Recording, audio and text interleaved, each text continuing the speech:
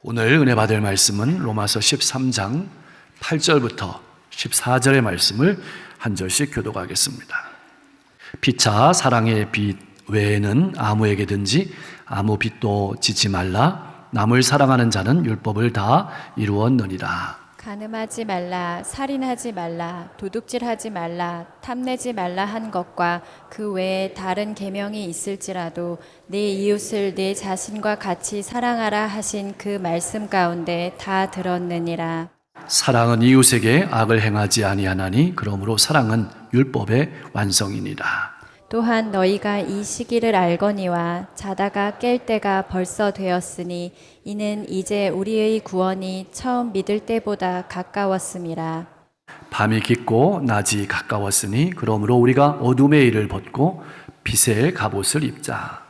낮에와 같이 단정히 행하고 방탕하거나 술 취하지 말며 음란하거나 호색하지 말며 다투거나 시기하지 말고 14절 오직 주 예수 그리스도로 옷 입고 정욕을 위하여 육신의 일을 도모하지 말라. 아멘. 성도는 두 가지 신분을 가지고 있습니다. 하늘나라의 백성이지만 동시에 이 세상을 살아가는 이 땅의 시민입니다. 이 말의 의미는 하나님과 성도 사이의 의무도 잘 감당해야 되지만 세상에서 시민으로서의 책임과 의무를 다해야 한다는 말이기도 합니다. 근데 문제는 많은 그리스도인들이 어떻게 살든지 천국에 들어가기만 하면 된다는 생각으로 이 땅에서의 삶을 소홀히 생각하고 살아간다는 것입니다. 그것이 신앙의 가장 큰 아픔입니다. 우리가 잊지 말고 살아가야 할 것은 지금 발을 딛고 살아가는 이 땅에서 시민으로서의 삶을 책임 있게 살아가지 못한다면 천국에서도 하늘나라 백성답게 살아갈 수 없다는 뜻입니다. 그렇다면 어떤 백성이, 어떤 삶이 천국의 백성다운 삶일까요? 어떤 삶이 우리가 몸으로 살아내야 될 거룩한 삶일까요? 어떤 삶이 건강한 교회를 이루는 삶일까요? 어떤 삶이 하나님 나라를 확장하는 삶일까요? 어떤 삶이 복된 삶일까요? 오늘 본문은 그것을 정확하게 말해주고 있습니다. 바로 사랑하는 삶이다. 그러면서 오늘 본문은 우리에게 이런 질문을 던집니다. 당신의 삶은 사랑하며 살아가는 삶입니까? 바울은 권면합니다. 피차 사랑의 빚 외에는 아무에게든지 아무 빚도 지지 말라. 남을 사랑하는 자는 율법을 다 이루었느니라. 우리가 살아가면서 지지 말아야 될 빚이 있습니다. 감당할 수 없는 물질적인 빚이나 또는 금전적인 빚은 절대 지지 말아야 합니다. 그러나 이와는 반대로 반드시 져야 될 빚이 있습니다. 그것은 사랑의 빚입니다. 사랑은 단순한 의무가 아니라 채무라는 뜻입니다. 갚아야 한다는 뜻입니다. 그러나 아무리 갚아도 갚을 수 없는 빚이 있습니다. 그것이 바로 사랑의 빚입니다. 아무리 갚아도 갚을 길이 없는 사랑의 빚에 지고 살아가는 존재가 우리들입니다. 우리 모두 갚을 길이 없는 사랑의 빚을 지고 이 세상에 태어났습니다. 그래서 우리는 할 수만 있다면 부모님으로부터 받은 사랑을 우리의 자녀들에게도 그대로 베풀어 주는 것입니다. 하나님으로부터 받은 사랑도 마찬가지입니다. 우리는 하나님으로부터 엄청난 사랑을 받았습니다. 그것은 도무지 갚을 길이 없습니다. 우리가 아무리 이웃을 사랑한다고 해도 그 빚을 다 갚을 수 없습니다. 사랑의 빚은 계속해서 새롭게 청구되는 것입니다. 우리가 하나님 앞에 설 때까지, 하나님께서 우리를 불러가실 그때까지 채무자의 심정으로 이웃을 사랑하며 빚을 갚아야 합니다. 만일 우리가 형제자매를 사랑하고 용서하지 않으면 하나님께서 그 빚을 갚으라고 하실 것입니다. 또한 이 말은 서로 사랑하는 데만 빚을 지라는 말이기도 합니다. 다른 곳에는 빚을 짓지 말고 사랑하는 곳에만 빚을 지고 살아가라. 사랑을 많이 줌으로써 상대방에게 빚을 지도록 살아가라는 것입니다. 왜냐하면 사랑을 받은 사람만이 사랑을 할 줄 알기 때문에 그렇습니다. 사랑받지 못하면 사랑하기가 어렵습니다.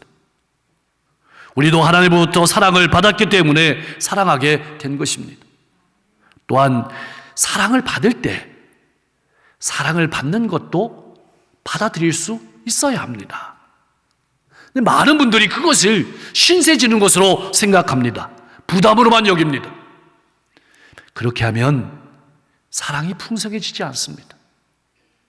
사랑을 받는 법도 배워야 합니다.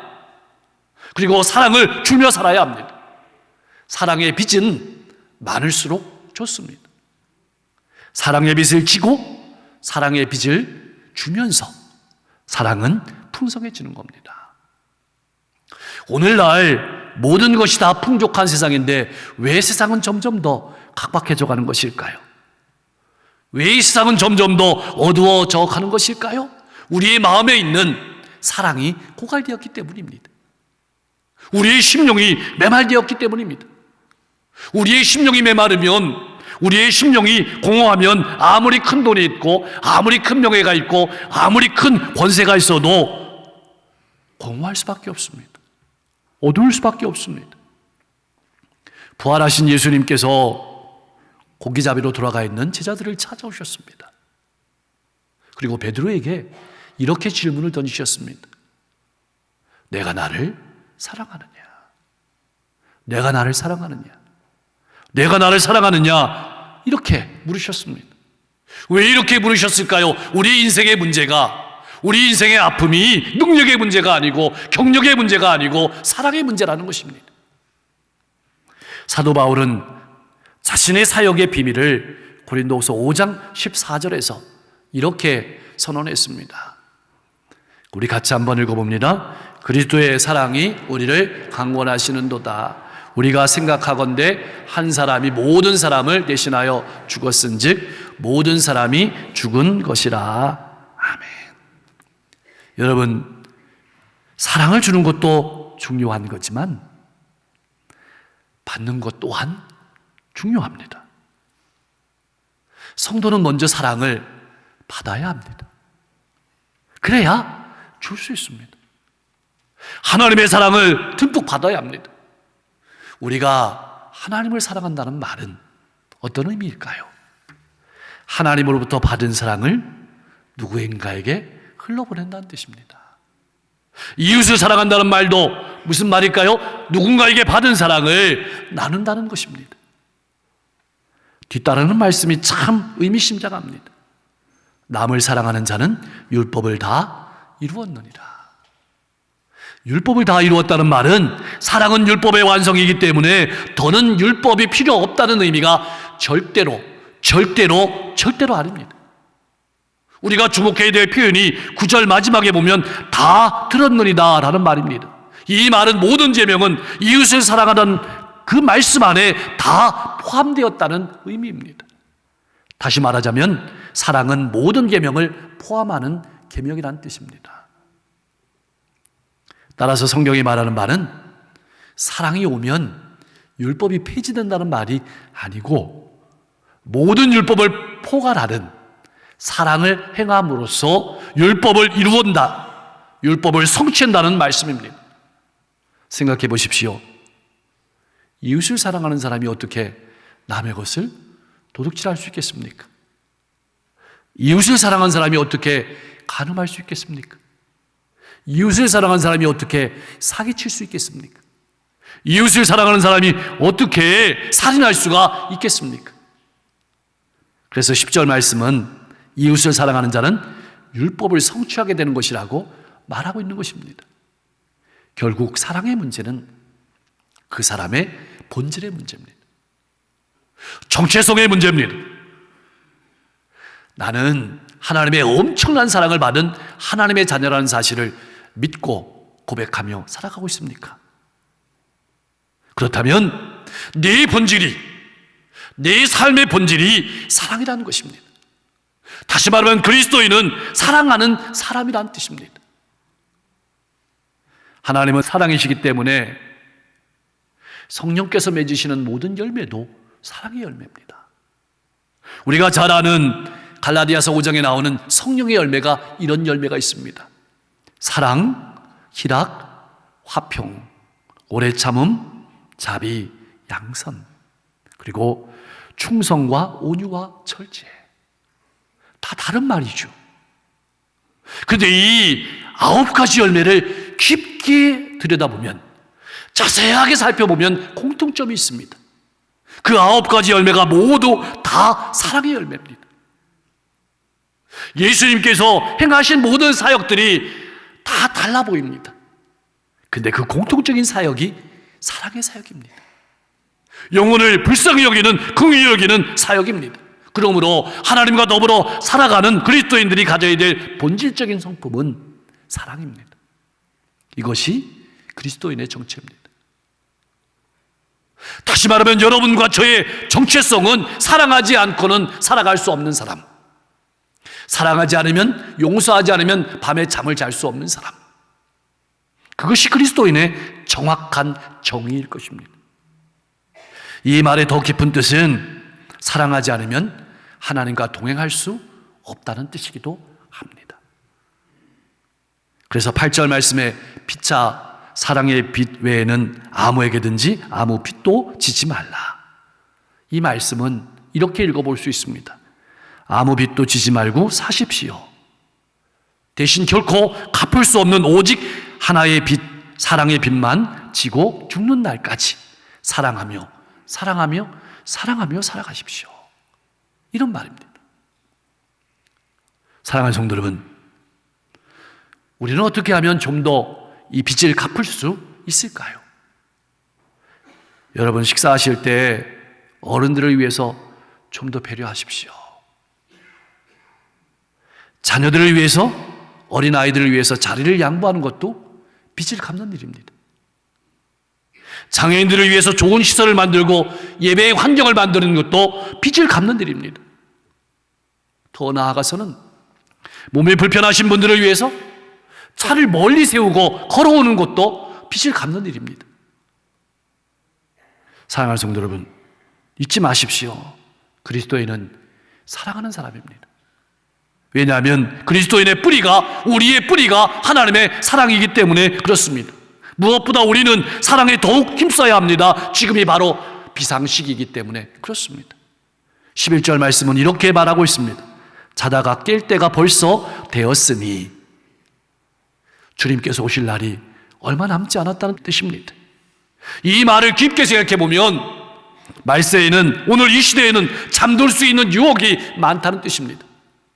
사랑하지 않아야 될 이유가, 용서하지 않아야 될 이유가 많다는 뜻입니다. 여기서 자고 있다는 말은 주님의 재림을 맞이할 준비가 전혀 안 되었다는 의미입니다. 여러분, 지금 이 시간 주님이 오시면 여러분은 어떻습니까? 걱정이 없습니까? 왜 우리가 깨어 있어야 될까요? 바로 구원의 날이 우리가 처음 믿을 때보다 더 가까워졌기 때문입니다. 세상 사람은 오늘의 기점에 서서 미래를 바라봅니다. 그런데 그리스도인은 미래의 기점에 서서 오늘을 살아가는 사람입니다. 주님 앞에 서게 됐을 때를 바라보며 오늘을 살아가는 겁니다.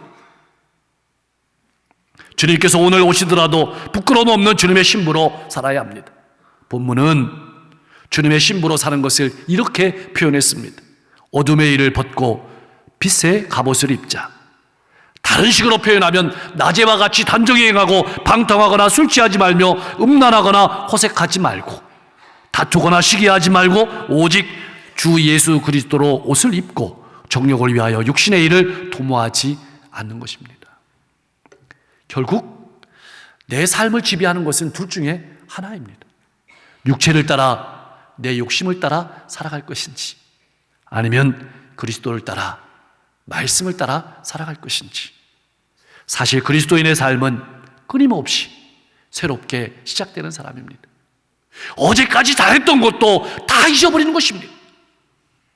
어제까지 못했던 것도 다 잊어버리고 오늘 새롭게 시작하는 것입니다. 오늘 새롭게 사랑하고 오늘 새롭게 사랑하고 날마다 내 마음과 삶을 끊임없이 점검하고 또 점검하고 처음으로 돌아가고 또 처음으로 돌아가는 삶이 그리스도인의 삶입니다. 오늘날 세상은 전에는 상상하기 어려울 정도로 경제적으로 번영했습니다. 과학기술을 자랑하고 있습니다. 그러나 하나님께서 보실 때에는 깜깜한 어두움입니다. 전기가 없어서 깜깜한 것이 아닙니다. 전등이 없어서 어두운 것이 아닙니다. 오늘날 살아가는 사람들 가운데 음란과 더러운 것과 방탕과 시기가 판을 치고 있기 때문에 어두운 밤입니다. 하나님께서는 우리가 얼마나 좋은 기술을 가지고 있는가, 우리가 얼마나 좋은 환경 속에서 사시는가를 보는 것이 아닙니다. 우리가 얼마나 복음으로 깨끗한 삶을 살아가는가, 정결한 삶을 살아가시는가를 보시는 것입니다. 따라서 오늘 우리가 믿음의 사람으로 취해야 될 행동은 죄악된 세상에 물들지 않고 순결함을 지키는 것입니다. 그래서 요한계시록 18장 4절에서는 이렇게 권면합니다. 우리 같이 한번 읽어보겠습니다. 또 내가 들으니 하늘로부터 다른 음성이 나서 이르되 내 백성아 거기서 나와 그의 죄에 참여하지 말고 그가 받을 재앙을 받지 말라. 아멘. 여러분, 인생의 정의가 무엇일까요? 인생은 자체가 시간입니다. 즉 인생을 관리한다는 것은 시간을 관리한다는 뜻입니다. 근데 오늘날 많은 사람들은 몸을 관리합니다. 물질을 관리합니다. 여기에다 시간을 쓰는 겁니다. 몸을 관리하는 것도 물질을 관리하는 것도 중요하지만 가장 본질적인 관리는 시간의 관리입니다. 몸과 물질을 관리하면 조금만 관리하는 겁니다.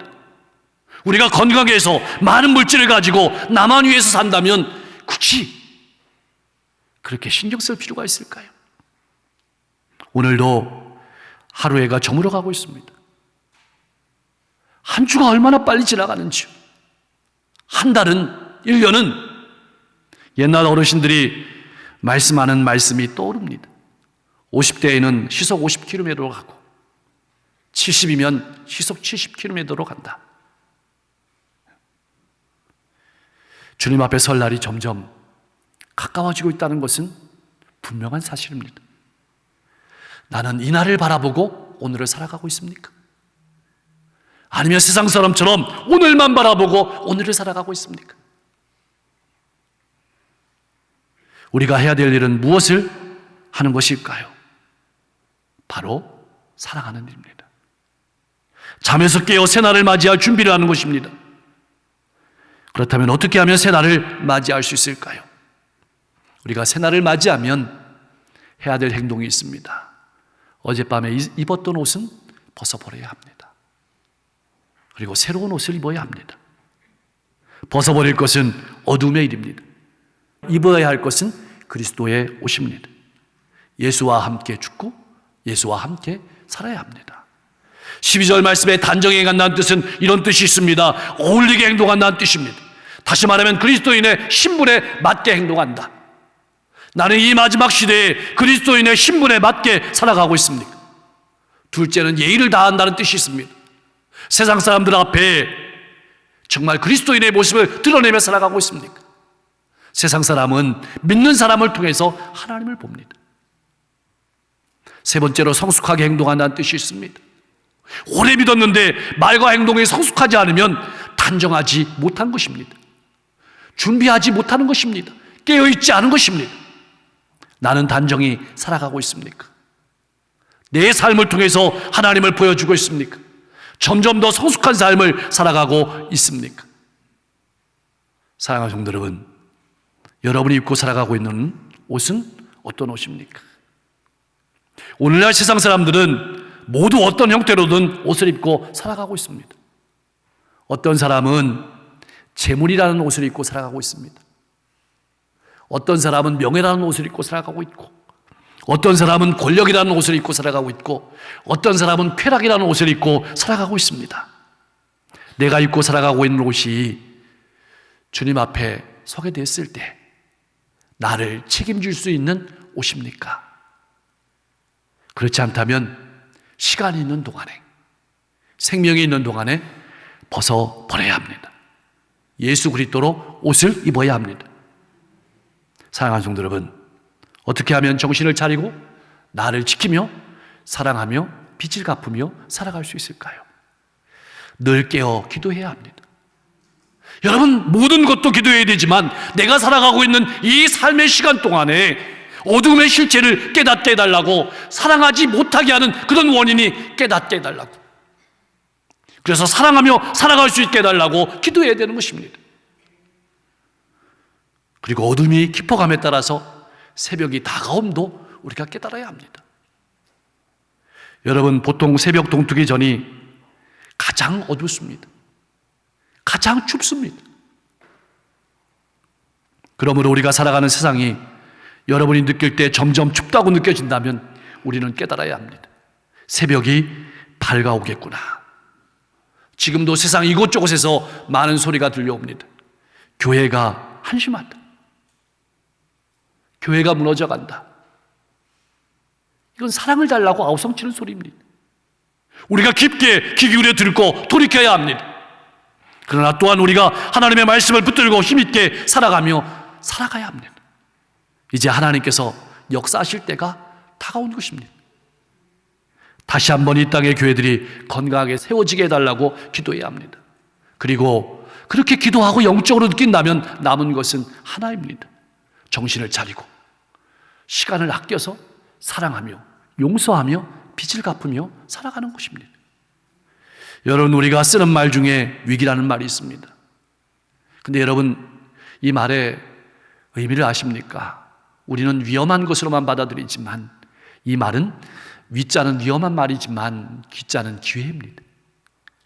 위험하다는 말은 이 위험과 기회가 합쳐진 말입니다. 오늘 이 시대가 딱 그렇습니다. 분명히 위기입니다. 위험하지만 또한 부흥의 기회인 줄 믿습니다. 주님 오실 날이 멀지 않았습니다. 힘내십시오. 깨어 있어서 한 영혼이라도 더 사랑하며 빚을 갚으며 살아가는 복된 성도님들이 다 될 수 있기를 주님의 이름으로 간절히 축복합니다. 기도하겠습니다. 하나님께서 불러가시는 그날까지 늘 사랑의 빚진 자로 이웃을 사랑하며 빚을 갚으며 살아가게 하여 주옵소서. 하나님으로부터 받은 사랑을 흘려보내며 나누며 살아가는 신앙인 되게 하여 주시옵소서. 살아가지 않고는 살아갈 수 없는 존재임을 깨달아 알게 하시고 오늘 주님께서 오셔도 부끄러울 것이 없는 삶을 살아가게 하옵소서. 건강도 잘 관리하게 하시고 물질도 잘 관리하게 하옵소서. 그러나 무엇보다 시간을 잘 관리하며 남은 인생의 시간을 아끼며 선용하며 사랑하며 살아가게 하여 주시옵소서. 지금은 캄캄하지만 곧 새벽이 밝아옴을 바라보며 깨어있어서 한 영혼이라도 더 사랑하며 빛을 갚으며 살아갈 수 있는 우리가 되게 하여 주옵소서. 세계 곳곳에 많은 아픔이 있습니다. 오늘도 지진으로 말미암아서 많은 어려움 가운데 있는 민족이 있습니다. 속히 회복시켜 주시고 전쟁이 속히 그쳐지게 하시고 아버지 오속히 회복이 될 수 있도록 역사해 주시며 오늘 이 자리에 많은 성도님들이 삶의 아픔과 고민을 가지고 나왔습니다. 그 마음속에 있는 아픔과 고민을 만져주시고 해결하여 주옵소서. 아침 저녁으로 쌀쌀합니다. 환절기에 건강을 지켜주시고 건강에서 마음껏 아버지 움직여도 부족함이 없도록 축복해 주시고 그 움직인 가운데 수많은 영혼들을 사랑하고 섬김이 있게 하여 주옵소서. 교회의 후반기 사역이 시작되었습니다. 기도하고 준비하고 행하는 모든 과정 가운데 풍성한 열매가 맺혀지게 하시고 특히 속회와 선교회가 왕성하게 활동하게 하시고 육신의 질병 가지고 마음의 아픔을 가지고 삶의 외로움을 가지고 나와 있는 많은 성도들이 있습니다. 하나님께서 만드신 몸과 마음과 인생이 오니 하나님 능력의 손으로 만져주셔서 질병을 치유하여 주시옵소서. 고통을 치료하여 주시옵소서. 외로움과 한숨을 만져 주시옵소서. 기쁨과 확신으로 소망으로 가득 채워 주시옵소서. 오곡백과가 열매를 맺는 열매의 계절입니다. 우리 성도님들이 기도하고 또 바라보고 걸어가는 모든 걸음들도 풍성한 열매가 맺혀지게 하시고, 특별히 추석 명절이 있는 달입니다. 일가 친척 또 친구들과 이웃들을 만날 때 기도로 준비하고 만나게 하시며, 그 만남이 좋은 인가 기도의 기회가 될 수 있도록 역사해 주옵소서. 우리가 하루하루 살아갈 때 나만 바라보고 살아가는 것이 아니라 주님이 오심을 바라보고 살아가고 다음 세대를 바라보면서 아끼고 절약하며 살아갈 수 있는 우리 성도님들 될 수 있도록 축복해 주시옵소서. 예수님의 이름으로 간절히 기도합나이다.